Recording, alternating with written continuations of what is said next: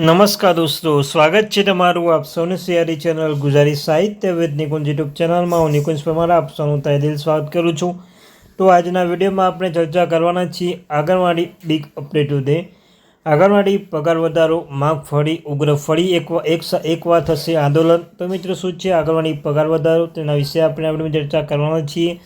તો એ પહેલાં WhatsApp group, ટેલિગ્રુપ group બંને બનાવે છે, લિંક ડિસ્કશન મૂકું છું, મિત્રો આવશે જોઈન થઈ જજો. ચાલો વિદ્યાર્થી મિત્રો, વધારે સમય ન બગાડતા વિડીયોની શરૂઆત કરીશું. તે પહેલાં મિત્રો, આંગણવાડી જે ભરતી બાબતે ભરતી બાબતે અન્ય કોઈ પગાર બાબતે ચેનલ પૂર્ણ કરવામાં આવશે, ચેનલ સબસ્ક્રાઈબ કરી બેલ આઇકન બટન દબાવવાનું ભૂલશો નહીં. ચાલો વિદ્યાર્થી મિત્રો, વધારે સમય ન બગાડતા વિડીયોની શરૂઆત કરીશું. તો મિત્રો, તમે જાણો છો તેમ આંગણવાડી ભરતી બાબતે સૂચિત પગાર વધારો, તમને ખ્યાલ છે મિત્રો, લોકસભા ચૂંટણી પહેલાં સૂચિત વધારો જાહેર કરવામાં આવ્યું હતું અને કહેવામાં આવ્યું હતું 1 જુલાઈ 2024થી લાગુ કરવામાં આવશે. પરંતુ 1 જુલાઈમાં પૂરું થઈ ગયું અને 11 જુલાઈ છે, પછી કોઈ નોટિફિકેશન આવી નથી.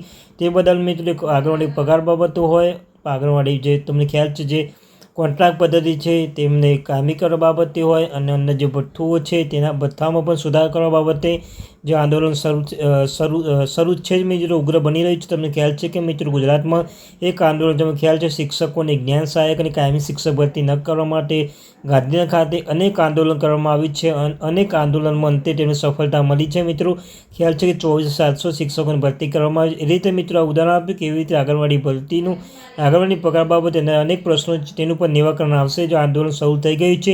આંદોલનના કારણે સરકાર પોતાના હઠ મૂકીને પણ આ જે પગાર બાબતો હોય, કોન્ટ્રાક્ટ પદ્ધતિ સંપૂર્ણ બાબતને આંદોલન રૂપી આપણે ન્યાય મળશે મિત્રો, એવું લાગી રહ્યું છે કે ઉગ્ર આંદોલન શરૂ થઈ ગયું છે. અને મિત્રો, ગુજરાતના આંગણવાડી કર્મચારીઓ સંગઠન દ્વારા દેશમાં માંગ દિવસ તરીકે ઉજવવા ભાગરૂપે મોડાસા ખાતે ગુજરાત આંગણવાડી કર્મચારી સંગઠન NCIT દ્વારા મહાલક્ષ્મી ટાઉન હોલ ખાતે દેખાવ યોજાયો હતો. આંગણવાડી કર્મચારી સંગઠનની બહેનોને પ્લે કાર્ડ, ઝંડા બેનર સાથે તેમની પડતર માગણીઓને લઈને આગામી 23 જુલાઈના રોજ કેન્દ્ર સરકારનું બજેટ હોય અને આ બજેટમાં આંગણવાડી આશાવર્કર કરાર આધારિત આઉટસોર્સિંગ કર્મચારી પડતરના પ્રશ્નોનું સંતોષવા જિલ્લા કલેક્ટર મારફતે કેન્દ્ર ફાઇનાન્સ મંત્રી નિર્મલા સીતારમણે તથા મહિલા બાળ વિકાસ મંત્રી આવેદનપત્ર પહોંચાડવાનું માંગ સંતોષવા રજૂઆત કરી હતી. તો મિત્રો, આ હતી update. Thank you very much.